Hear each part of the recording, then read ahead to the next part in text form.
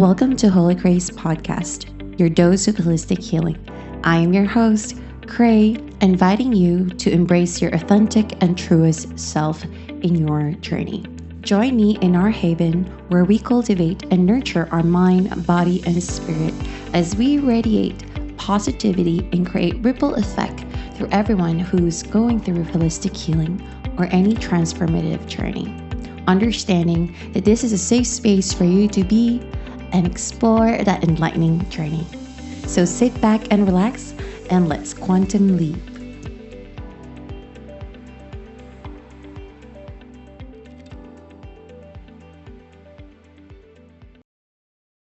Hi, everyone. Welcome back to Holy Grace Podcast, your dose of holistic healing. I'm your host, Cray, helping you to feel grounded and release your emotional blockages and feel aligned with inner peace, authenticity, and your flow. So today's episode is quite special and very informative. And I'm so excited to bring a guest with you. And like every episode that I say, and keep this housekeeping that take what resonates, leave what doesn't. And today we'll be talking about mostly on the energy of our emotions, how the science of prana and connecting to your life force can be or physically manifest into our lives. And I'm really grateful because our guest is so informative and quite expert to this area that I have been also learning. And it's such an integrative, I would say, lesson. And we will be diving deep into blockages where you will be informed in different ways on how to practically understand, articulate, and embody some different practices. So, without further ado, let's all welcome Dr. Jason. Hi, Dr. Jason. How are you doing? Doing well, Cray. Thank you so much for that intro and happy to be here. I am so happy as well and so grateful that you're here today. And for anyone who doesn't know you yet, please introduce us to where did it start for you and how did you get to this expertise or ways of knowing about prana? Yeah, so I think like all of us, we always want to understand, and truth Mhm. has many different levels. Yeah. So my background is that I'm a naturopathic physician. I'm also an acupuncturist. I'm also the research community outreach research fellow at my Pranic Healing Research Institute. So we do studies on energy healing, which the modality I use is pranic healing. So long story short, I had chronic illness as a kid. Conventional medicine did its best, but couldn't really address the root cause until I stumbled upon, acupuncture and understanding traditional Chinese medicine and how the emotions, like you said, are deeply involved with the physical manifestation of disease. So until I explored that, went on my own healing journey, and if the doctors can't heal you, you have to be your best doctor. So you have to do your own research and find your own path there. So I was really lucky. I wasn't really looking into it, but I sort of stumbled upon it, and then yeah, so for me, the root cause of my chronic illness, which was childhood eczema, right? So eczema is a inflammatory skin condition, but mine was more severe than others. And although conventional science thought it was, the skin, inflammation, right? It's all these physical things. For me, it was that, of course, but also deeply connected to the emotions and how that was coming out of my body in a way that was manifesting in these symptoms. So through acupuncture, energy healing, pranic healing, I was able to like figure this out. Like, oh, it's not just physical, it's also emotional. And once I connected that dot, it was like, oh, everything else started to not change overnight, but I started to see progress very steady. So that's my story. Yeah. Well, just to also share how deeply resonating that is, I also started in this holistic journey through overcoming an autoimmune disease, which is Graves' disease. So I deeply resonate with that because I felt at that time too with the Western medicine that they only resort to either surgery or radiation therapy on my end.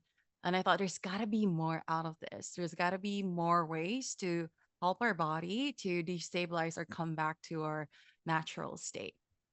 So, Dr. Jason, in your own words, how would you define prana? I mean, not just as energy, right?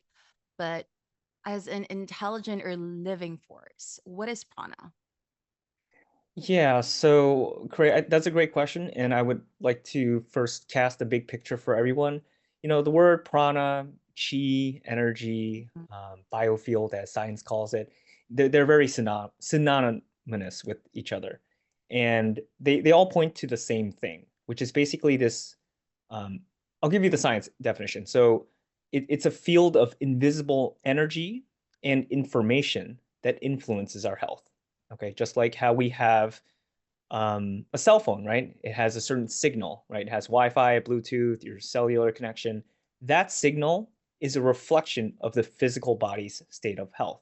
Okay, Yeah. so that's sort of a scientific explanation. Now, the traditional perspective of prana or life force is basically the breath, right?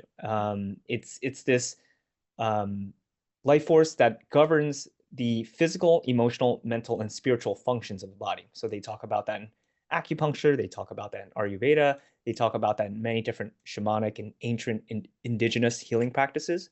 So they all point to the same thing, which is basically prana energy. It's this invisible charge, this life force to the physical body, and it can be used, harnessed, and manipulated for healing.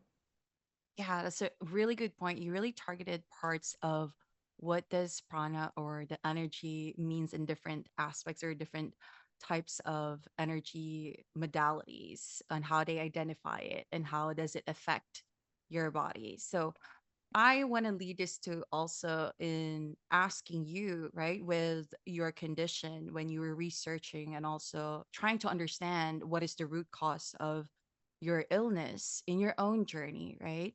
What is the role of prana? You said in breath, and how did that lead you to understanding what it meant for you to release or perhaps explore, or where is it or where does it stay or get stuck in our body? And Yeah. how did it lead to the wholeness of your journey?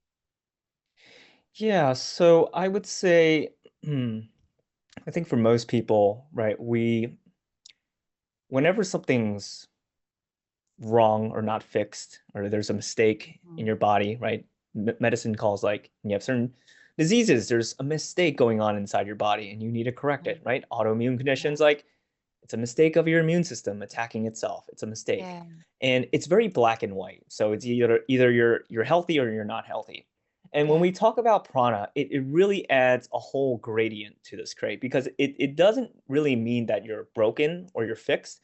There's a subtle energetic gradient to it, meaning that there's a sliding scale. So I recommend everyone to look into pranic healing. So that's the modality that I use. So I studied it first before going into acupuncture. Mhm. And I say this because most of my knowledge and my experience comes from pranic healing, which informs a lot of my practice and informs a lot of how I look at the science of things because it's very scientific, it's very foundational. Not to say it's better than other practices, but it informs other practices as well. So when we talk about why prana is so important, why this life force energy is so important, because in pranic healing, we say that before any physical disease manifests, and that can be also mental disease, um, it first exists in the energetic form, right? We in science we call that the biofield, right? Before anything goes on in your body, it first exists here in this invisible field. So this invisible field, this prana, is like the blueprint for your physical body. So medicine tries to correct what already has materialized from that energy, right? Mhm. Through the bottom up approach, fixing the physical body. Mhm. But when we do energy healing, or what science calls biofield therapies, we work on from a top down approach. We change the blueprint so eventually the physical body can materialize those changes, what we call healing. So that's important when we try to understand prana because it's really not as black and white as people think. There's Yeah. such a big gradient and it gets very complex. But when you understand that it can be measured, you can feel it, and there's changes that happens at different energy centers that you can quantify, that's when it becomes, instead of just guessing, right, and doing intuitive work, it becomes a science, because it almost becomes like a protocol, or what I say, like a recipe, right? If Mhm. someone comes in with an autoimmune thyroid condition, there's certain places you would work on, and their energy, their biofield, will give you a certain presentation that will match other people with the same condition and same disease. So therefore, you would do the similar, not similar, you do the same protocol or same steps to correct that underlying energetic dysfunction. And then we see a lot of people healing. So this is how it connects back to wholeness, right? Yeah. In science, there's a new paradigm called whole person health, which Mhm. includes, as we know, physical, emotional, spiritual, and social aspects of health. And Mhm. what I'm arguing, and what a lot of practitioners, like energy healing practitioners, are arguing, is also this energy, right? This invisible energy is also a pillar to whole health, because we understand how important it is, but many people don't recognize it because we can't see it. So that's why it's important. Right. You really pointed out key aspects of where does the energy starts in realigning someone versus to the Western medicine and how they approach diseases or illnesses. So it doesn't start from the root cause. It actually starts from the superficial aspect, which is the physical aspect of it. But the energy or the prana, it targets the multidimensional wholeness or wellness of someone who is going through a misaligned state or a blockage or any illnesses that they go through. um with some people, right? Some people are not fully aware what their blockage are or not fully manifest until it becomes chronic, right? So I'm curious to, with your experience as well in studying energy healing or acupuncture, specifically the prana, is why do you feel so many of us, like especially conscious achievers, right? Why most of us are feeling disconnected from our life force, even when we're doing all the right wellness practices. Mm. Uh, so Claire, are you saying like more consciously elevated people, like that Yeah, are like into this that are work? already who've done the work, Yeah. tried multiple wellness practices. Because if I may, and this is just what I've seen so far collectively, a lot of conscious achievers or high achievers, they use energy healing or any modality to patch something or a symptom that they go through. They just release and still feel disconnected with the life force that they can actually um, evoke themselves to heal themselves. So they end up in this loop cycle of healing and going back and forth. It's like a door to door phenomenon, if I may. So I'm just curious with your experience and what are your thoughts about that? Yeah, yeah. So I think what I'm hearing is, it sounds like for more conscious high achievers, like you Mm-hmm. said, these are the types of people that explore these modalities anyways. And one would Mm-hmm. think like, oh, because you have access and you've been doing these and using these tools, that you should get better and hopefully Mm-hmm. address what's going on.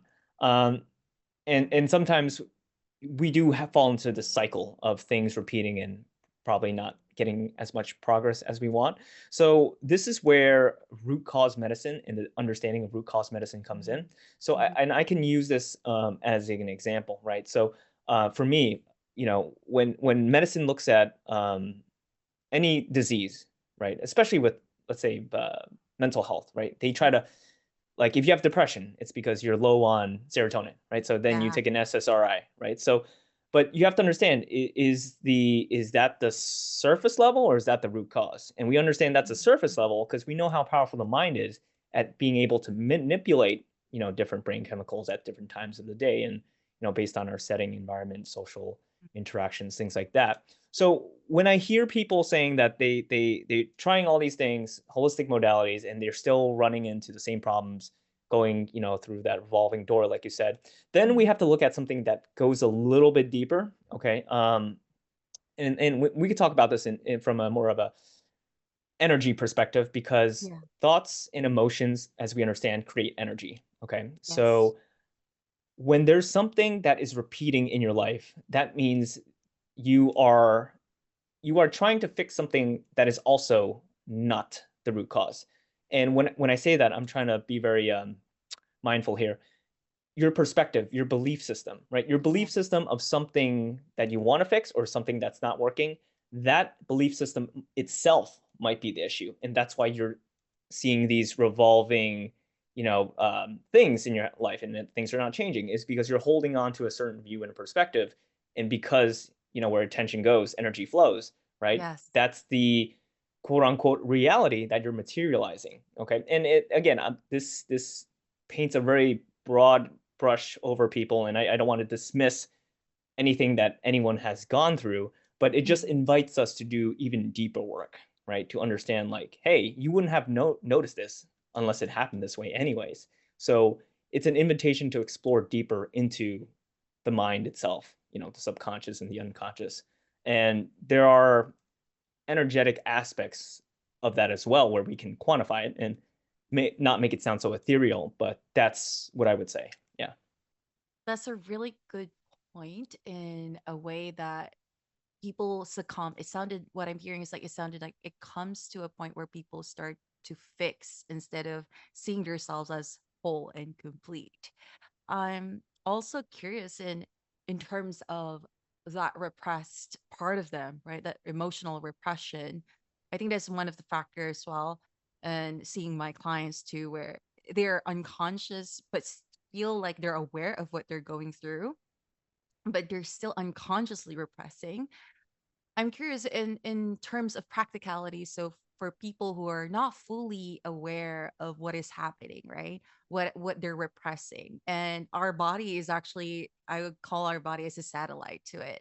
So what's actually happening in the body when we suppress our truth or the root causes that we're not fully aware of, or bypassing our feelings from a physiological or energetic aspect? What do you think usually are in common, or ways that it physically manifests when we repress our emotion?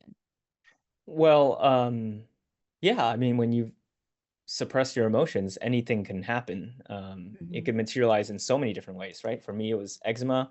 For other people, it might be, brain cancers. For other Yeah. people, it might be like yourself, autoimmune thyroid condition, Yeah. right? So the body has many different avenues. But do know, when there's any type of disease, it is an energetic expression, right? It is an Okay. expression of something that is, again, the blueprint.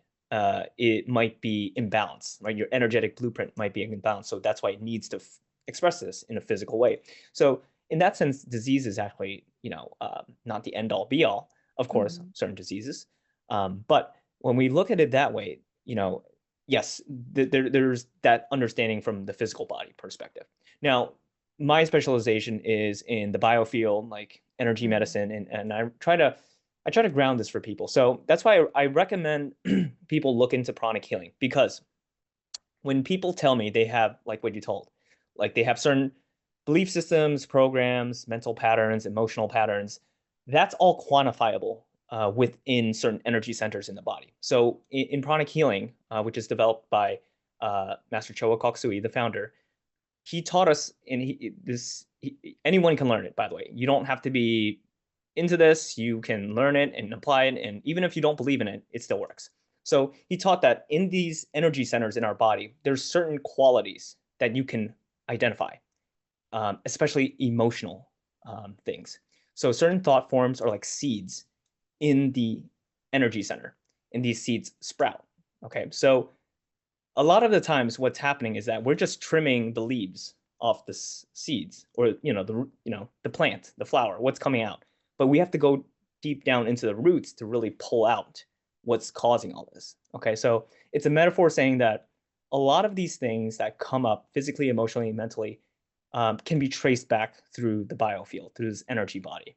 And it's a very objective way, because when you have these tools, right, when you have that self-awareness, like, oh, hey, I think this is what's going on. Let me check for myself.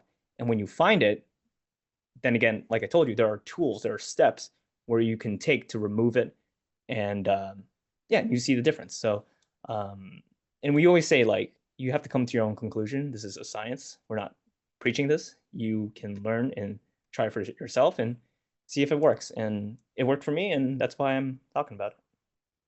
Yeah, the part of this process that I also appreciate about is that it doesn't just stick to black and white um causes, but it really treats the different aspects of someone's experiences or factors in their life that is affecting them wholeheartedly.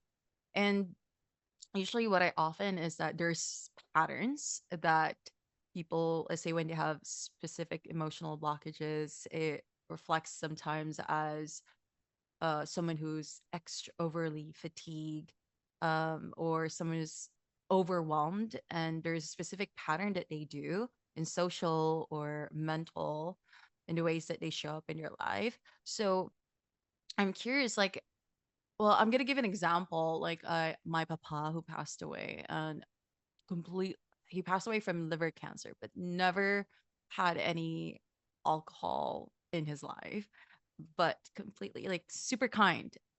And I'm curious, when we store specific emotion, right, or any repressed emotion, what organ usually gets affected? And with my papa, I'm curious, like, wait, he's never angry or never really stressed, always kind and calm, but had cancer. So I'm curious, with your experience, what do you see often in terms of pattern or where in our body it gets stored when we repress our emotions? Hmm. Yeah, and before I answer that, I'm sorry to hear that about your father, Cray, and Thank he you. sounded like an amazing person to begin with, and sorry to Yeah. hear that he passed of that. But it's unfortunately more common for many people than not. Like you mentioned, never really any medical history that would suggest that this would be possible. Mm-hmm. And what I can comment on that is when we're talking about emotions, right? You mentioned the liver in Chinese Mm-hmm. medicine connects to anger usually, right? Yeah. Kidneys connects to fear, lungs connect to grief, right? So we understand that. Now that's a very broad painting brush on things, but when we talk about more of my understanding of the biofield, the science of it, the liver is part of it, right? The liver is part of certain energy centers that includes the liver that holds a certain collective group of emotions. Okay, and I'll give you an example. So, in pranic healing, we say that as we know, the solar plexus Mm-hmm. is an energy center, kind of below your rib, between your rib bones, hit there, and it's connected to not only anger, which includes the liver, but it is connected to what we call sort of lower emotions. So that can Mm-hmm. be stress, anxiety, anger, fear, worry, criticism, things like that. So that is a collective bucket, if you will. And when we talk about, again, unexpressed, repressed, suppressed emotions, when things are not expressed through their conventional avenues, through speaking, through Mm-hmm. communicating, through other people draw, paint, dancing, whatever. That will manifest physically because the body, right? It's a very simple concept. What comes in must come out, all right? And if Mm-hmm. it's not coming out the way that the body or your thoughts and your emotions, the energy body wants, it's going to materialize physically. So you know again, sorry to hear about your father, but maybe it's for your father or other people that passed away in a very similar situation where there's no medical history to suggest such things. It could be those suppressed emotions. Now I'm just making a conjecture, but really the best way to do it is through learning energy healing, learning biofield therapies, especially pranic healing, which is what I practice. You can identify where these blockages are, and a lot Mm-hmm. of practitioners know how to do that. But for those that don't know, you can identify it, and then you can kind of deduct based on like, okay, maybe it's this emotion, maybe it's this emotion, maybe it's this emotion, and then it creates a pathway, right? It's like having a clogged drain. You're allowing that drain to finally clear out, right, by opening it up. And that's the analogy I give. It's a lot more complex than that, but that's where I see, that situation you're talking about. That's where I see things from my end. Yeah, no, thank you. Thank you for emphasizing. My papa's actually he passed away a year ago, but I feel like it's a pillar for me to understand deeper what we repress. Same thing with my condition, with my thyroid, where it really prompted me to have this devotion to understand energy healing and really express the importance of expressing, like you mentioned, right? Like allowing ourselves to fully express in a way that it doesn't come from a place of fear, but it's a very open, it's just like you said, it's very natural way for the energy to flow through us so we can consistently allow the life force to flow through us. I'm curious with the difference that you've mentioned, right? Extracting that blockage in that specific energy center, or how the body physically manifests into this disease or illnesses. What's the difference in your own perspective with what you've studied so far in releasing emotion and truly alchemizing, right? The energy or the emotion that we repress through our body. And where does prana, if I may, come in as an ally to transformation? Yeah, and this is a really great question because it lends itself to understanding the two fundamental principles of disease from an energetic perspective. And I can speak this from a very broad sense, saying acupuncture. So disease happens two ways, okay? Number one, energetic deficiency, right? Your body's low in energy, low in life force. Your phone's not charged, so your phone can't function. And then the other aspect, which is more common, is energetic congestion. So this is where we talk about suppressed emotions, you know, thought forms, things that are not being released. And it's manifesting physically in the body through so many different conditions.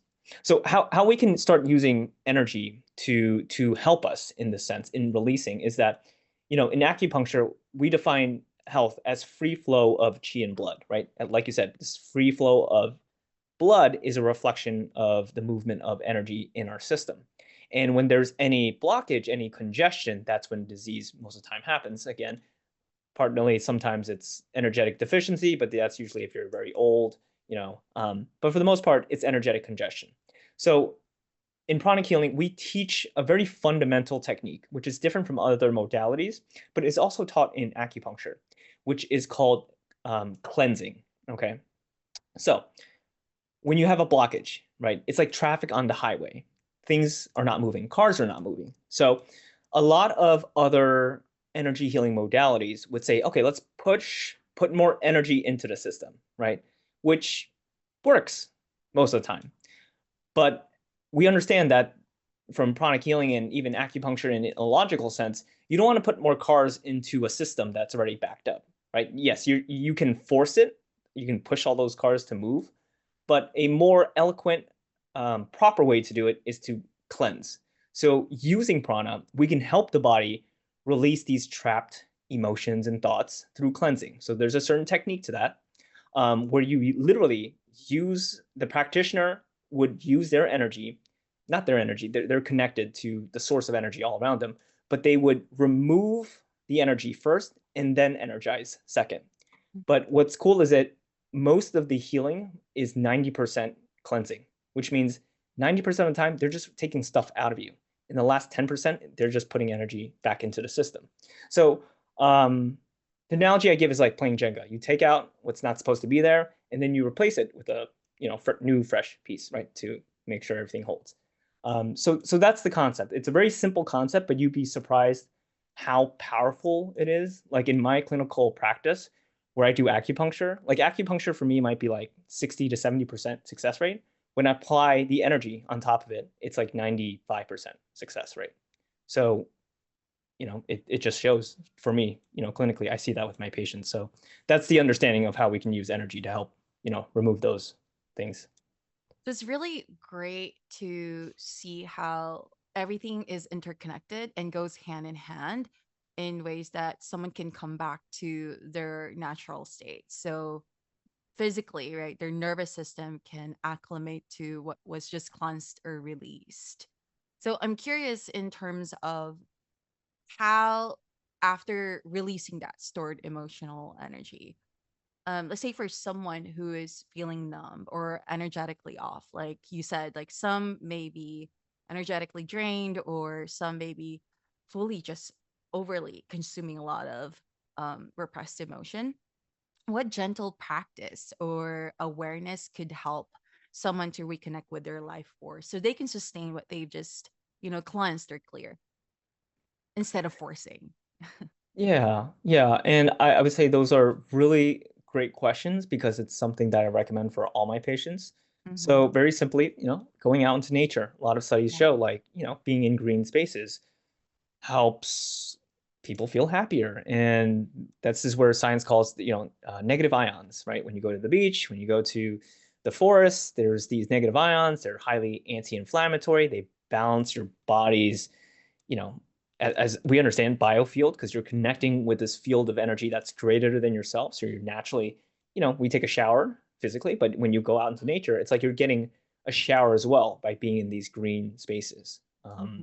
And as we know, energy, your body's energy is a sum total of, as they say, what you are the sum total of the five closest people you talk to, right? So Mm-hmm. your body is also the sum total of, the top five places that you're around. So if you're Yeah. around, stressful corporate work offices and, Yeah. household that has a lot of things going on, you really need to balance that out by being in a space and environment that is conducive to healing, which green spaces, grounding, trees are very great for that. And as we know, other practices like yoga, meditation, there's a lot of science on it as well. I don't need to talk about it. I'm sure all your listeners know about it. But these mind body practices are really ways of tapping into exactly that, the pivot between the mind and the body, because it's a bi-directional relationship. So when I talk about energy, I mean, I always give it to the context that the body is a foundation as well. You can't move this energy without the physical body. So the physical matters just as much as the energetic. So for your audience, I would love for them to always balance that part out, because a lot of times, as you may know, some people might do these crazy retreats and do everything Yeah. that's all up here, right? But not grounded back into their body. So Yeah. that's why I recommend grounding, nature, things that are physical, exercise, activity, running, yoga especially. So yeah. That's a really good one. But hold on a second. I didn't realize I didn't have my charger with me. I am Oh, so sure. sorry. No Give me problem. just a moment. Let me get my charger. I have No like problem. 7%. I'll be here.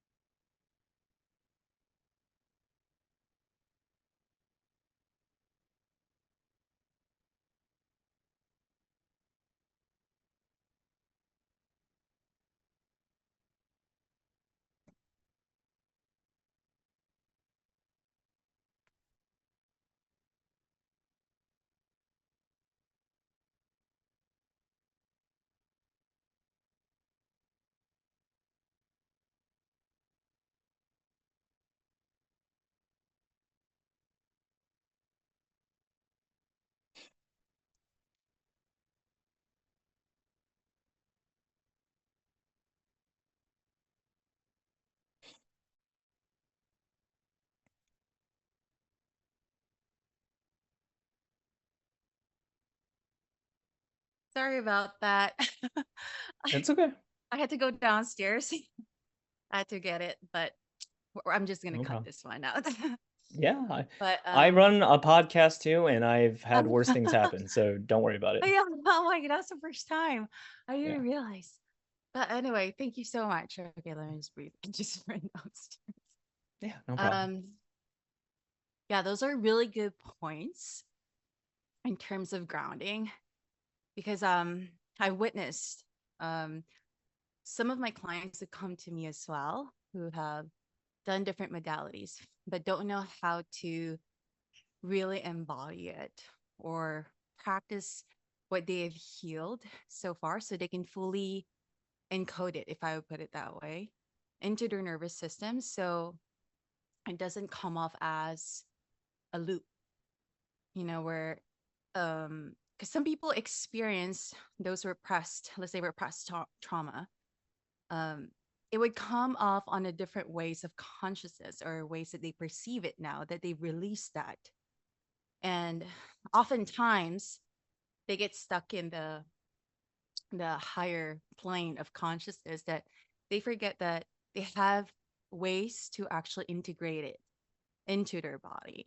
So that's why I had to ask you, what are the practical ways, right, for someone to so they released it, they've purged it, and I think that's where spirit meets science itself. So someone can return to their inner sovereignty, and that's where I had to ask you in terms of your perspective and journey as well with your clients.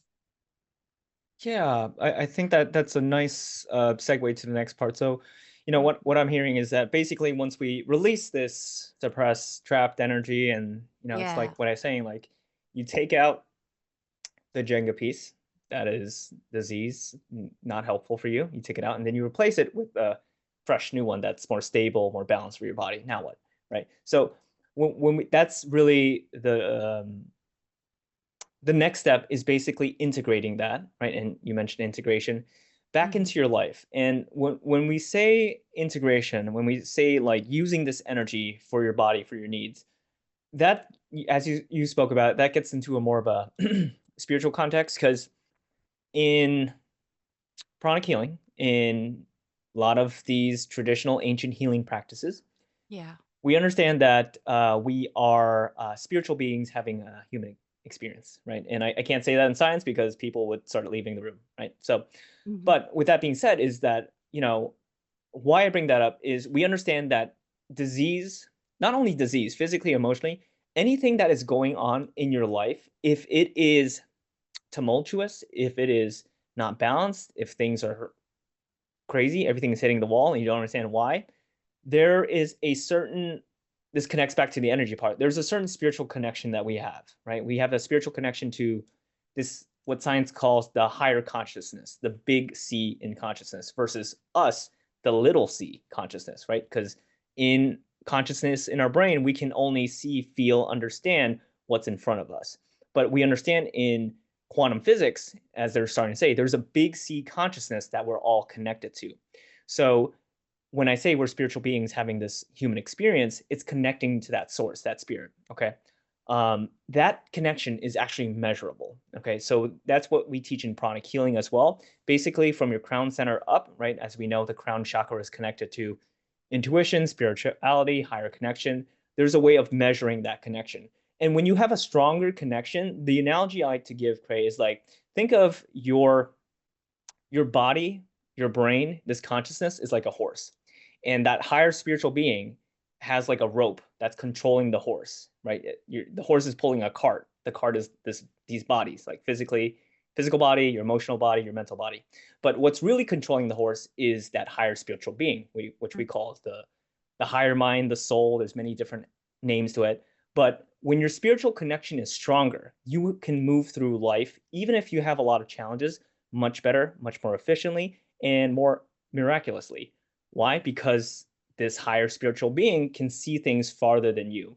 And the ego mind wants the easiest solution, like the fastest solution, Right. which might not be the best long term.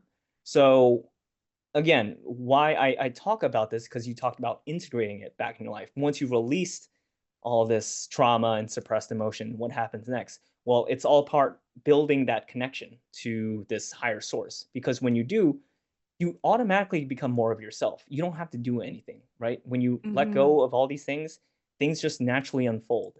And the saying I go is like, when you plant a seed, you can't force that seed to grow into a flower tomorrow. Yeah. It's going to take its time. So when you remove these obstacles to growth, when you remove these obstacles to health, things will naturally unfold. Don't force it. There's a timing for everything. As kind of esoteric as that sounds, it's true. Just like how the body heals, there's a certain reflection on that too on a higher spiritual level. So that's what I would say to people. Yeah.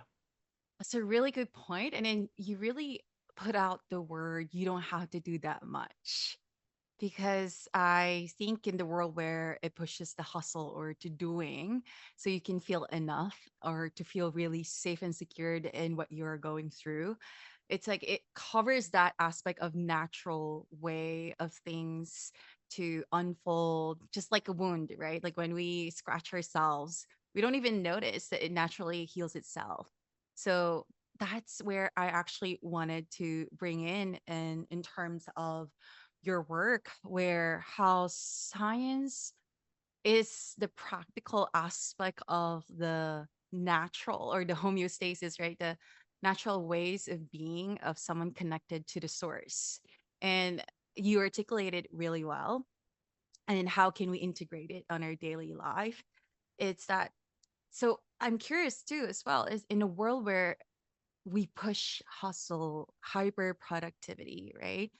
How can someone tune into their prana or help their cells redefine what they've actually healed? Because some people can't really tangibly see it, right? Like you said, the bioenergetic field around them. How can they embody that rhythm now that they feel sacred?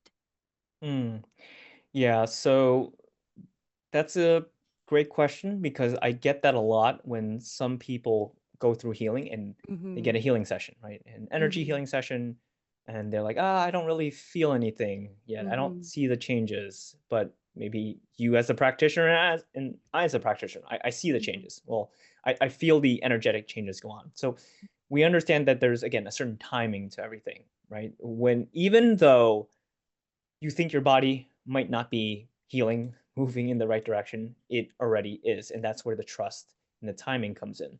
But to your point on how we can really, embody that more, right, and kind of move forward more, um, it really comes down to consciousness, right?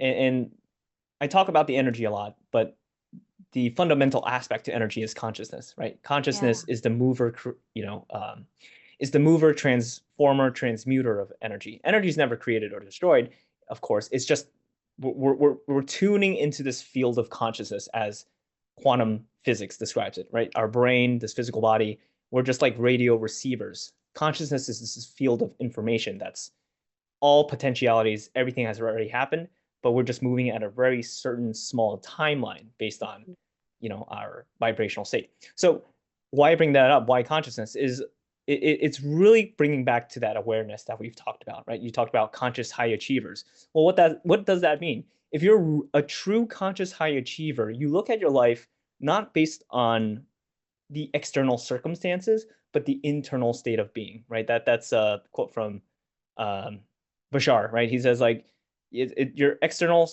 circumstances do not matter. It's your internal state of being matters.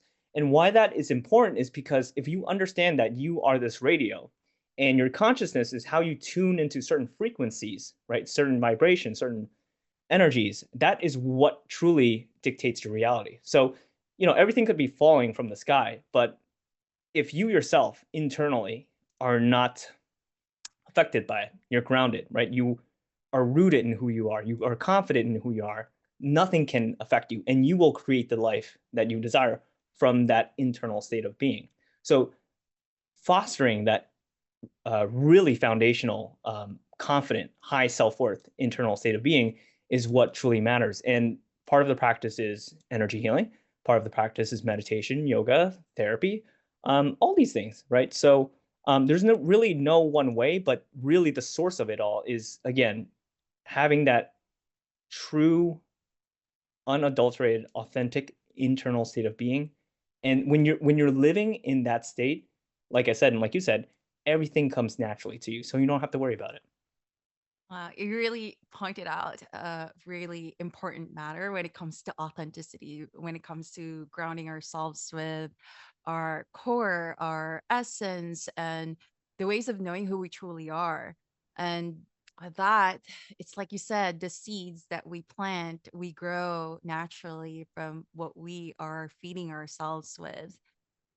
I wonder with this, right, seeing with your clients who are integrating their healing, how can you say, or at least what does the science thinks about energy speaks louder than your words when you're now practicing that internal alignment consistently?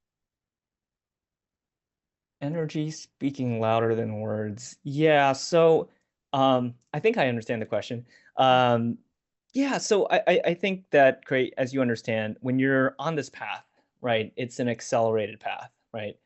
Um, which means things come faster to you, right? Uh-huh. Both the good stuff and the bad stuff, but the good stuff, hopefully, is you can create faster, right? You can materialize things faster. So a big core tenet of mine is character building, right? Which we teach in pranic healing. We have a spiritual branch called Arhatic Yoga, which basically says how successful someone's life is based on their character, their virtues, right? Mhm. How kind you are, how generous you are, how honest you are, how hardworking you are, and how balanced and moderate you are. Okay, so these Mhm. are virtues. So, again, you could be the most successful person in the world, but if you're, you know, living out of order internally, right? Mhm. That's not a true reflection of what we talked about, the internal state of being. So when you say like, how does energy speak louder than words? For me, it's like, how does your virtues speak louder than words? Because your virtues, again, come from the quality of consciousness that you are, right? And the virtues are really, we might have to edit this out. Sorry, my Yeah, no, not a problem. camera sometimes overheats. Okay, Uh, so let me cut that back. So, in pranic healing, in our Hatha yoga, we have this spiritual branch which we talk about virtues. So, for me, when I look at someone, or even myself, right, I try to practice what I preach. It's not really about the energy. It's not really about the words, right? It's not the actions I take. It's where am I at with my virtues? Because those things, if those things are aligned, those five virtues of honesty, kindness, generosity, hardworking, and moderation, which is a balance of all these virtues, my life will move in the direction as it needs, and everything else will take care of itself. So I don't really have to worry as much as like, oh, am I really speaking the right energy? Is my energy affecting this person? I don't really think about that. I mean, I can if I want, mhm. um, but it's really from that foundational piece where I truly believe, how spiritual someone is based on their character, not by any other achievements. Yeah, that's really great. And I believe it will resonate so much for people who are also working on to establishing and strengthening those core parts of their well-being. And I believe that is the essence that is being birthed every single time they release those blockages or their emotional repressed traumas, and that creates a new beginning, if I put it that way, for someone to embody that essence that they may have forgotten or bypassed because of how our environment or society shapeshifts on how we show up in our lives and define how our life is. So I think that's so important for someone to really tune into that and understand what is the healing is all about. It's not just fixing, but it's actually reestablishing and reconnecting to those core parts that you just mentioned that builds strong and foundational character so you can live in that grounded and integrated state of well-being.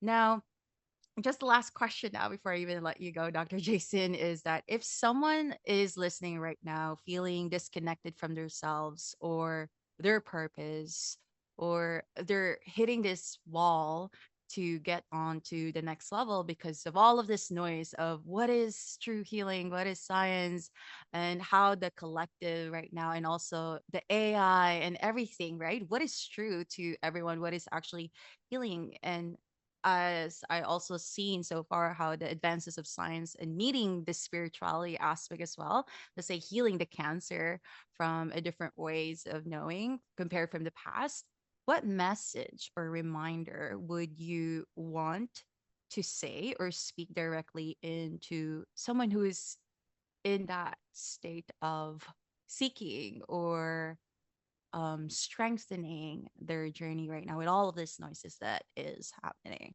Hmm.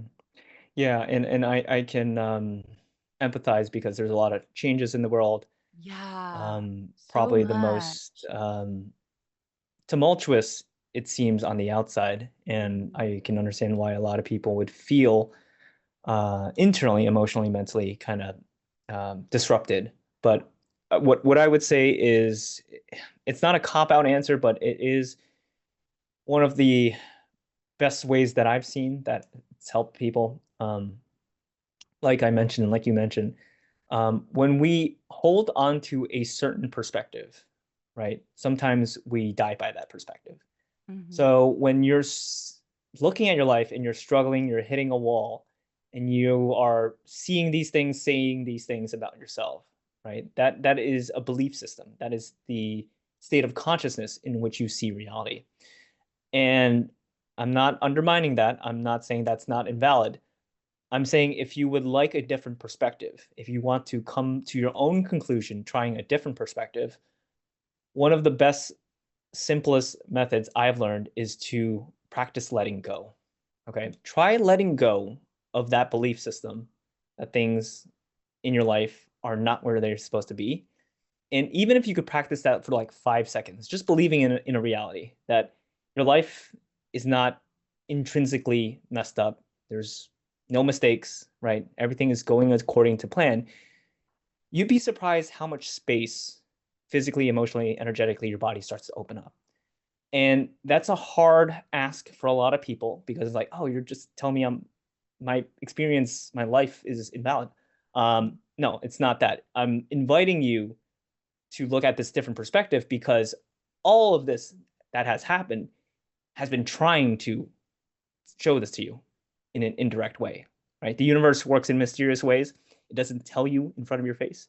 It'll give you people, situations, environments that will try to gently nudge you in this direction and help you come to your own conclusion. So for me, what that looks like is just being in meditation practice, practicing silence, practicing stillness, because when your mind is still, like I said, you can hear the guidance, the whispers of that higher spiritual being, source, connecting and helping you. So um, that's what I would recommend.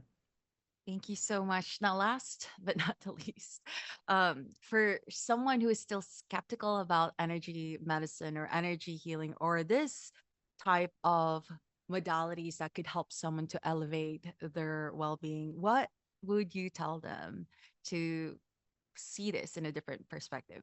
Where, how can we bridge that gap in Yeah. between where they could understand? So I would say one, I have a free resource for everyone. I basically have compiled a list of all of the science and research behind energy healing. So all the different types of practices, Reiki, pranic healing, Qigong, healing touch, therapeutic touch, you name it.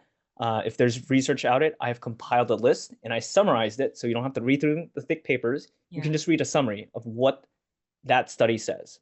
Okay, if you're like a science-minded person, you want proof. So that's one way. Um, the other way is like very simply, you have to try for yourself. Like you can't make a judgment if you yourself have not been there, right? So that's what I tell people. And go to the practice, the tool, the modality that resonates with you. And for me, it's pranic healing. For other people, it might be something else. But for you to actually see that it's real, you have to experience it, right? And that's life. So. Thank you so much, Dr. Jason. Now, for anybody who wanted to actually work with you, where can they find you? Yes, so they can find me on social media. My username is Dr. Jason Yuan, so that's Dr. Jason Yuan, Yuan, and yeah, just send me a message.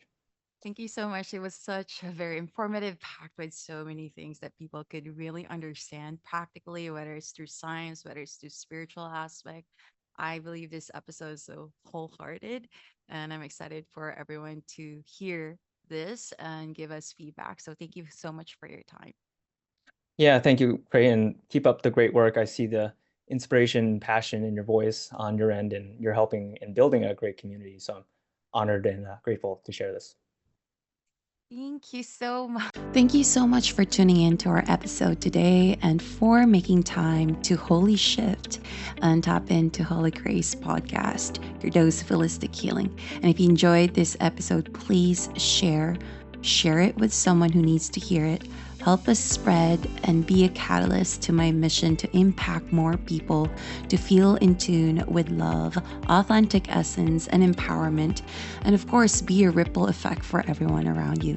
Don't forget to subscribe, rate, and review our podcast so I can keep creating. And of course, your support means the world to us. And if you haven't followed me yet, go ahead and check out my Instagram at hollycray and my website to subscribe on my email list, because I send some beautiful, energetic resonance and gift once in a while whenever I am called to share with the community. Remember, you are absolutely a deliberate creator of your own reality. You are capable of achieving greatness and living a life that is truly in alignment to your inner power. Keep shining your light and join us to the next episode on Holly Cray's podcast. Gratefully, Cray.